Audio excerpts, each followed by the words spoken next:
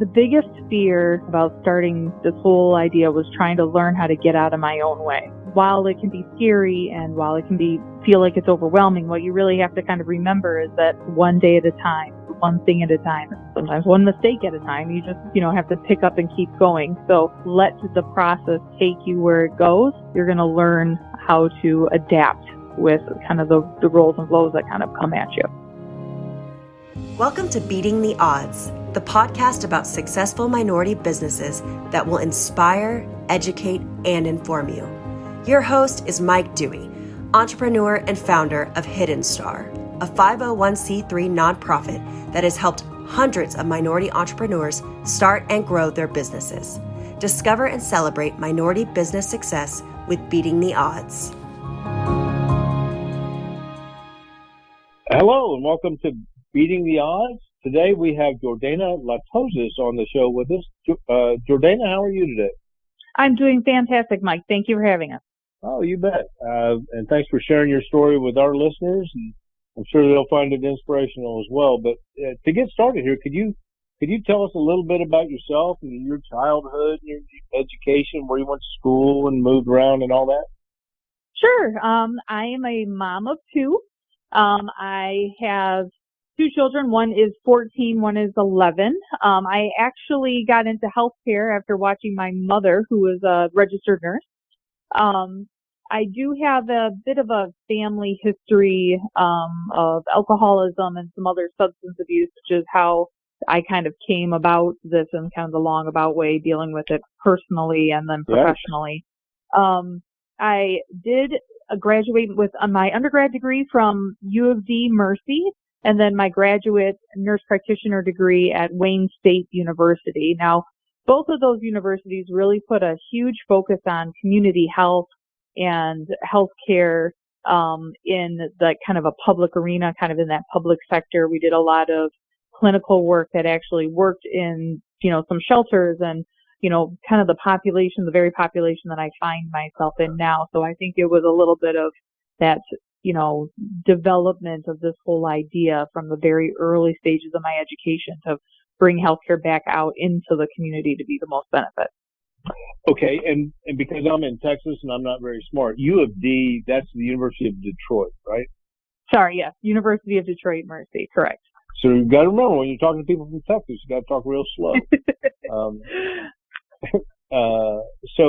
And could you give us a short description of your business? Sure. The Recovery Mobile Clinic is a 501c3 nonprofit. We actually have mobile units. So we have two units. One is a 30-foot RV and the other one is a converted ambulance. And we take these units out and do healthcare with community partners. So we partner with some smaller partners, some smaller shelters, transitional housing groups, that kind of stuff. And we also partner with some large partners like Detroit Rescue Mission Ministries, the Salvation Army, the VA, trying to, again, increase healthcare access for individuals who suffer from, low access. So that really puts us into a lot of the homeless population, a lot of the uninsured or underinsured. And then, of course, those that are our primary heart and soul, which are those that are suffering from substance use disorder, so opiate, alcohol addiction. Got it. So as a nonprofit, do you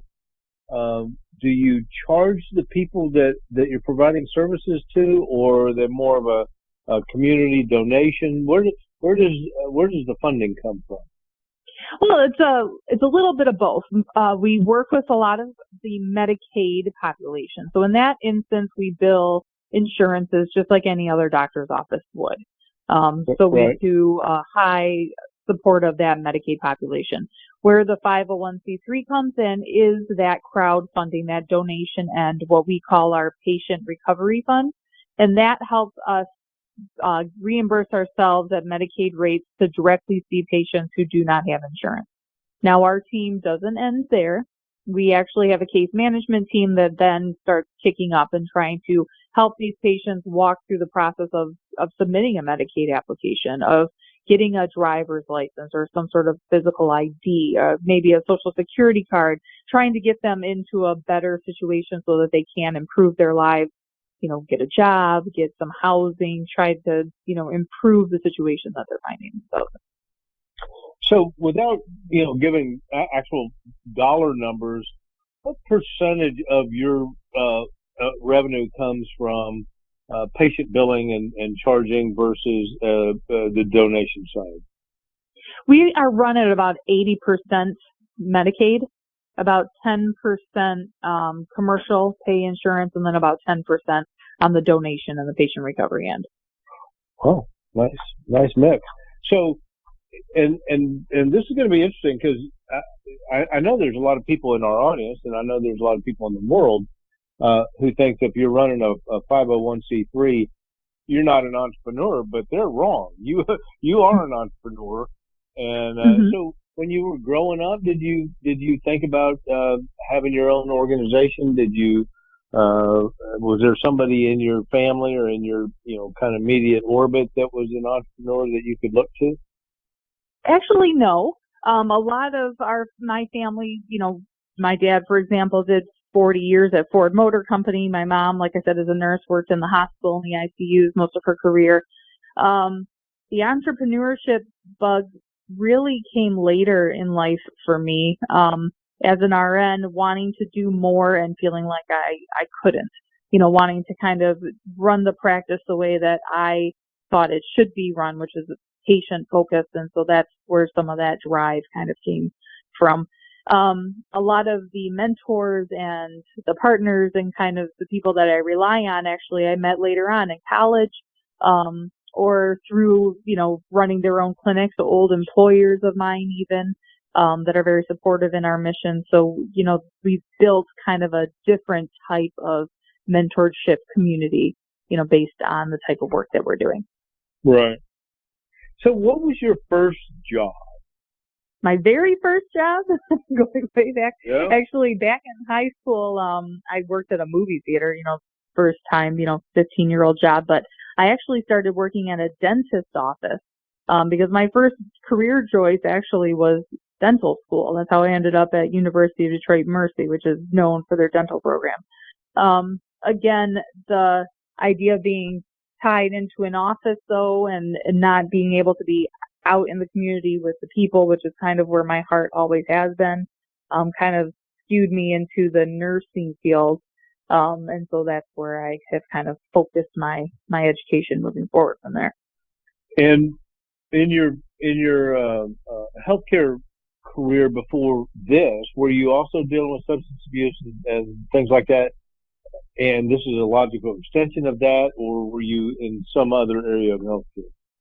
Well, all areas of healthcare kind of overlap with substance abuse. And I think that more and more people are kind of opening their eyes up to that. Where I started out was in the intensive care unit, in the ICUs, and we did see, the very severe alcoholic detoxes or the opiate overdoses, some of the larger, more serious cases. And it was always very interesting to me to try to figure out why these patients ended up in this situation. How did they make these choices? How did it get so far, before getting help? So that was always something that was very interesting to me, not only professionally, but also personally, as I mentioned, with a family history. Right. But my first job out of graduate school, out of being an NP, was actually an acute interventional pain clinic. That was back in 2010. So we can kind of do the math a little bit here. At 2010, we were kind of in that peak, pain is the fifth vital sign. Pain is the curse of the working American. Pain is the cause of, productivity loss. The pendulum swing was towards controlling pain for revenues inside hospitals. We started seeing the massive amounts of drugs like OxyContin and Opana and fentanyl, buccal strips, all of that stuff that were kind of peaking right around that time when I graduated, which unfortunately we now know contributed to this opiate crisis that we find ourselves in, fast forwarding 12 years. So a little bit of this is kind of trying to work on the flip side a little bit. Do I feel that as a brand new NP, learning from the mentors I was working with, taking the information that was being given to us, did I contribute maybe in some way, shape, or form to that opiate crisis? Possibly. We were out there prescribing these medications to the population in that area. Now, knowing what we know, knowing what actually, resulted from that misinformation back then, we have to be able to step up and do something about it.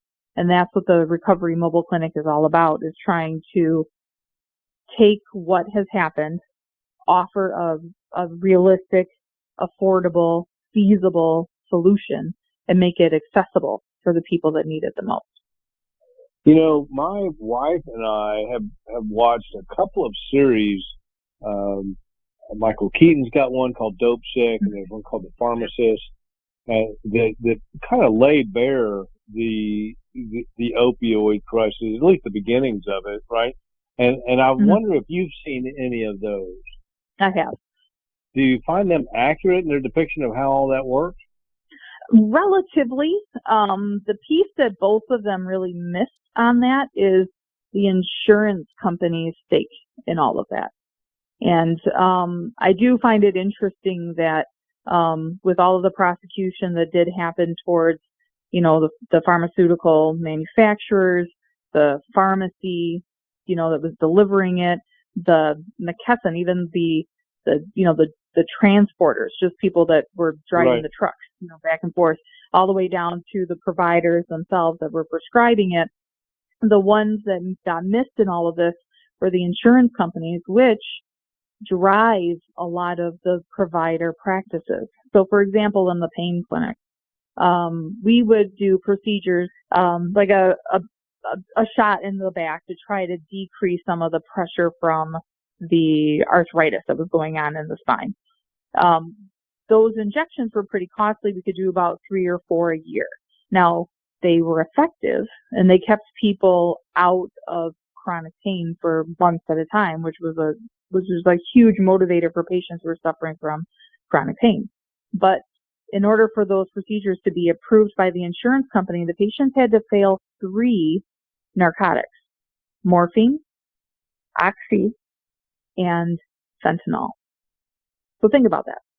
In order for us to do a procedure that was non-narcotic, that had a month-long, 3 to 4 month-long effective rate, we had to put patients on 3 highly addictive narcotic medications in order for the insurance to approve the procedure.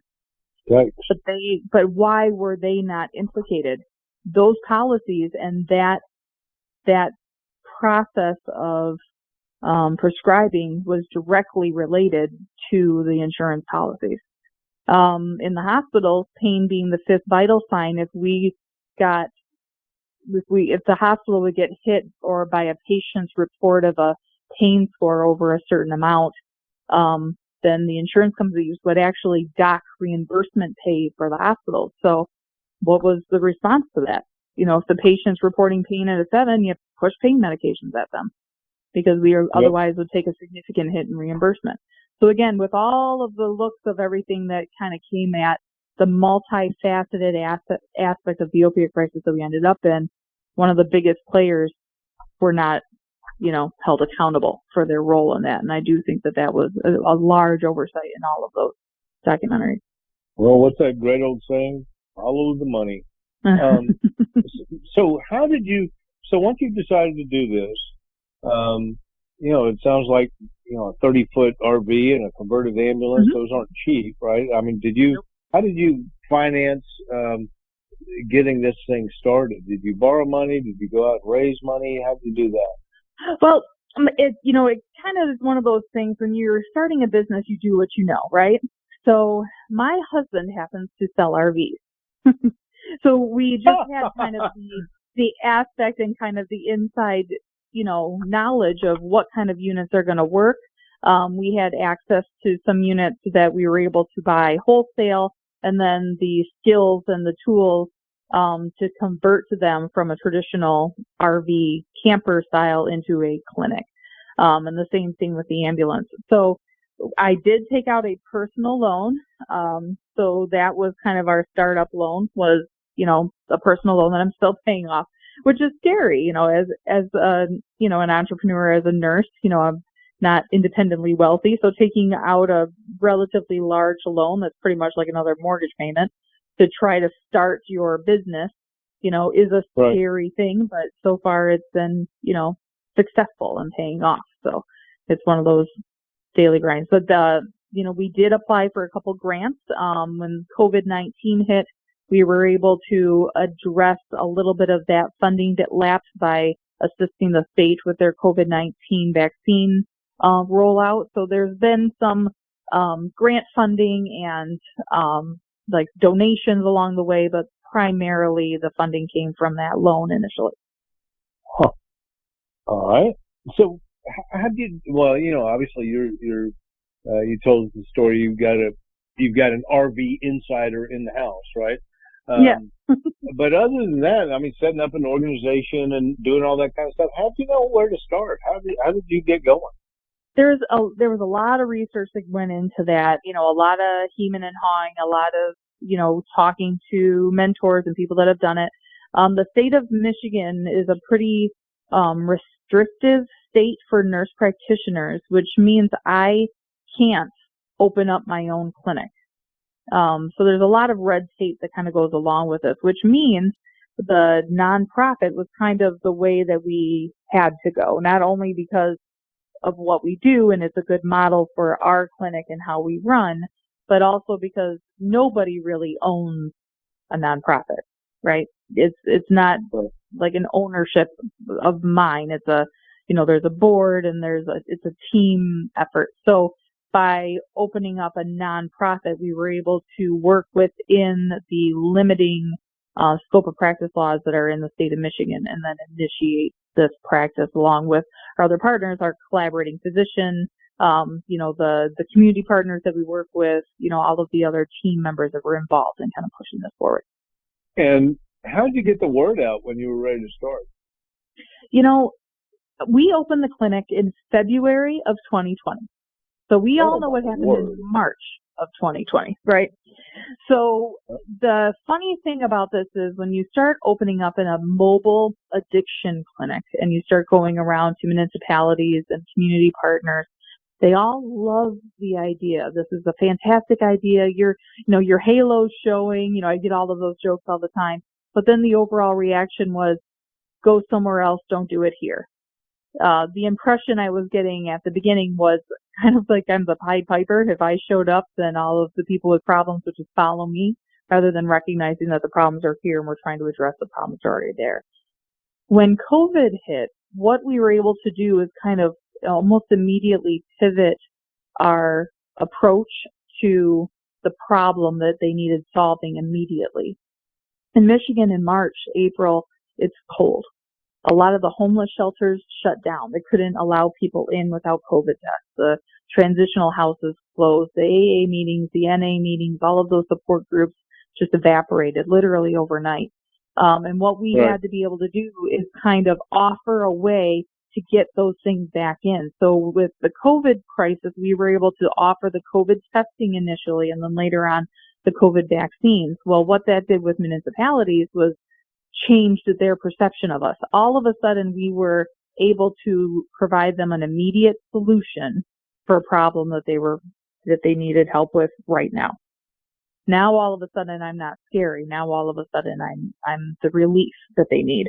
Once they realize that I'm not the Pied Piper, that the services in addition to the COVID that we were offering were beneficial and helping the community, not causing problems, then all of a sudden the walls started going down. So we actually expanded very quickly into 7 counties within the first 16 months of operation because of the COVID barrier. So what that taught us is, what we have to do in order to market our services is identify first what that particular site really is struggling with, meet them where they are, and then we can bring in and, add on the other services that we do.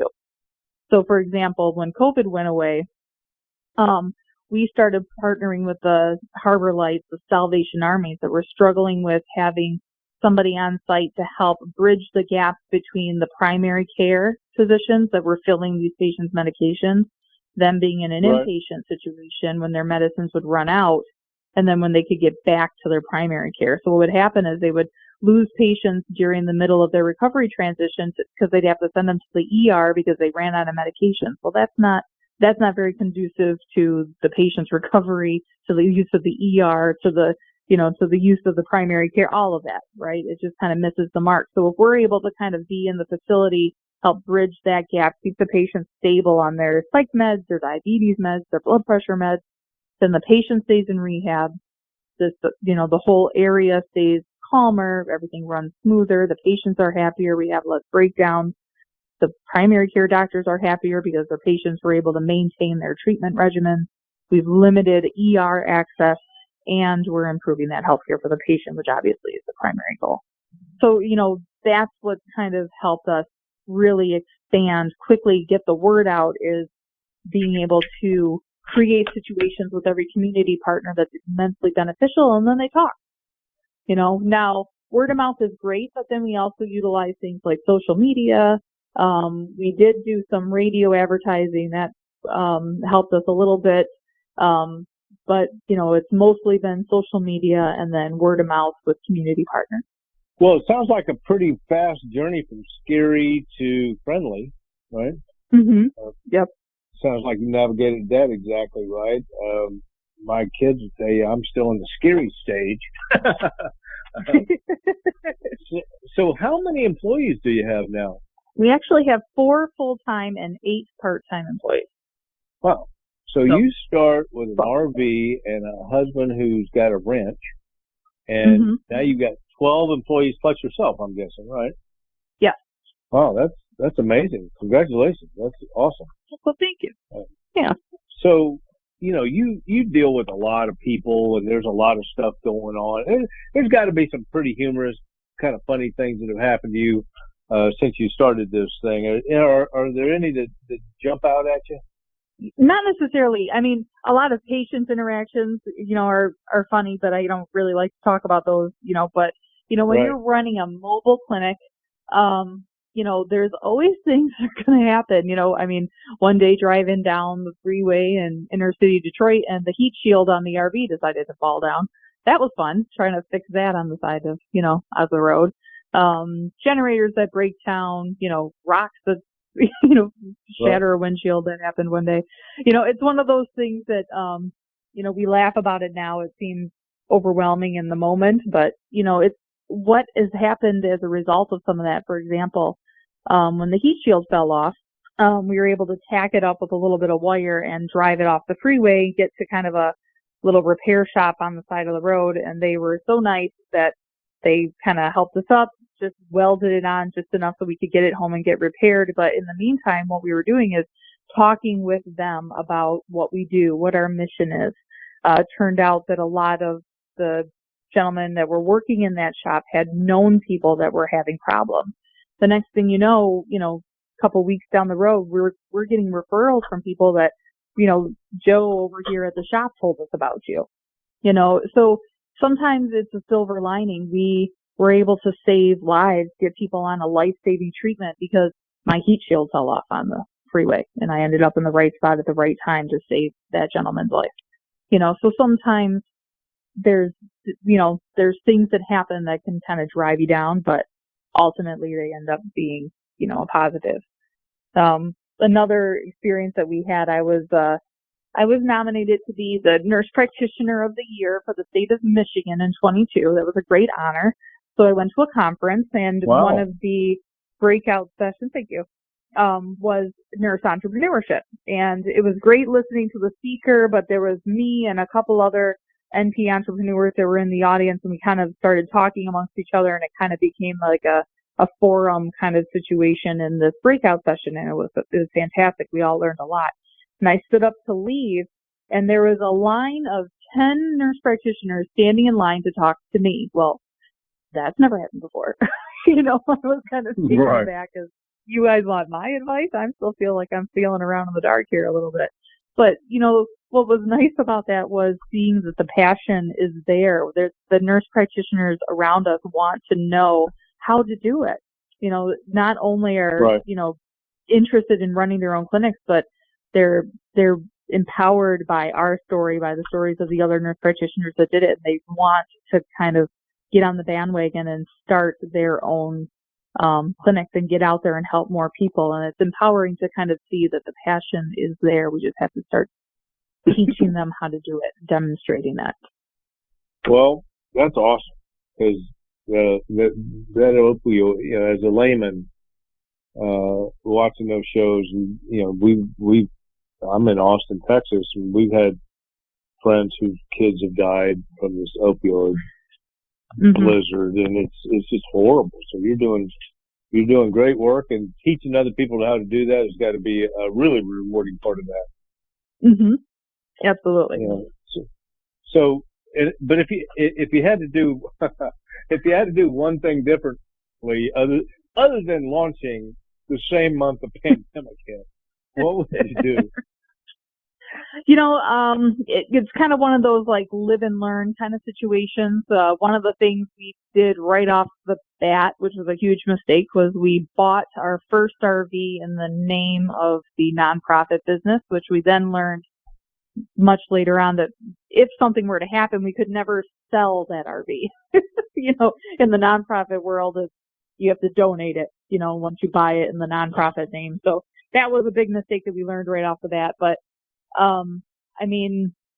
ultimately, the way that our clinic kind of rolled out was fantastic. Outside of just little changes like that, I don't think I would have changed a thing. We're focusing on the patients and the growth potential that's here, and then the growth that we're already experiencing is just, reasserting that the need is out there and that we're able to provide it. Got it. So, again, not everybody understands that, running or starting and running a nonprofit does in fact make you an entrepreneur. But if you were giving advice right now to a new or aspiring entrepreneur, which is kind of the reason for the show, Sure. What would it be? What advice would you give somebody starting out in whatever sort of business? The biggest fear, the biggest thing about starting this whole idea was trying to learn how to get out of my own way, right? There's always a million reasons why you shouldn't, right? Do this or do that. There's always a million fears. There's always a million reasons, other things that you can be doing. But it's, while it can be scary and while it can feel like it's overwhelming, what you really have to kind of remember is that, the old adage, Rome wasn't built in a day. It's one day at a time, one thing at a time.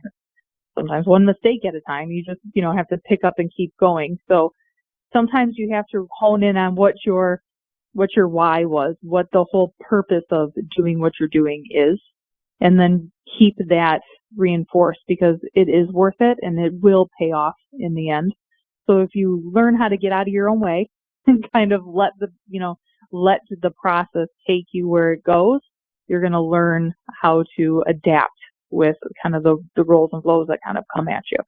So if any of our listeners want to get in touch with you, either to schedule, you guys to come out to their place, or somebody in a different part of the country would like to learn how to do what you're doing, how would they get in touch with you guys?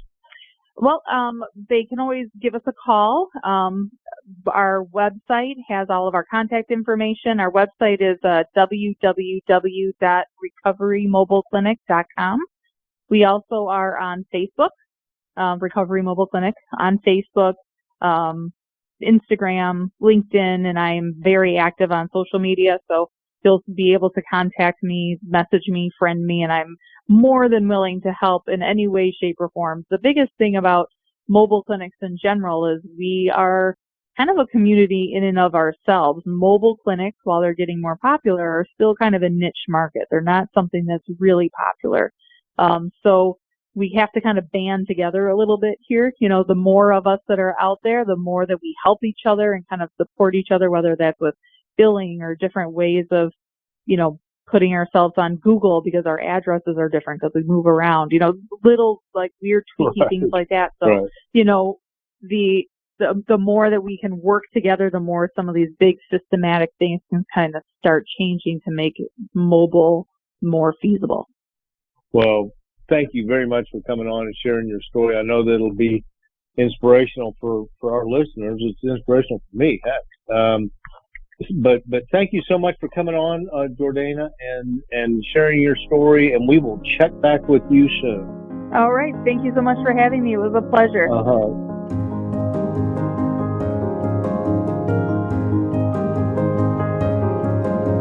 Thank you for listening.